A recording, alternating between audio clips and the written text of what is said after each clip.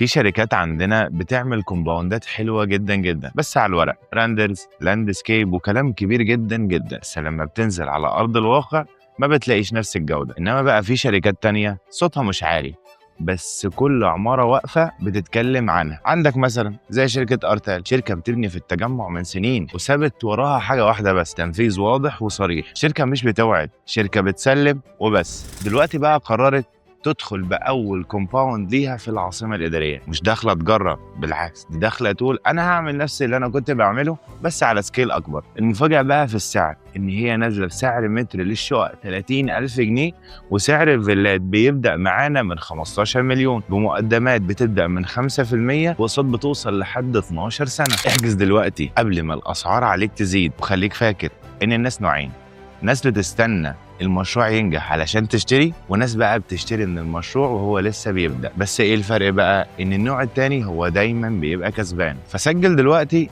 والحق الفرصة قبل ما تفوتك.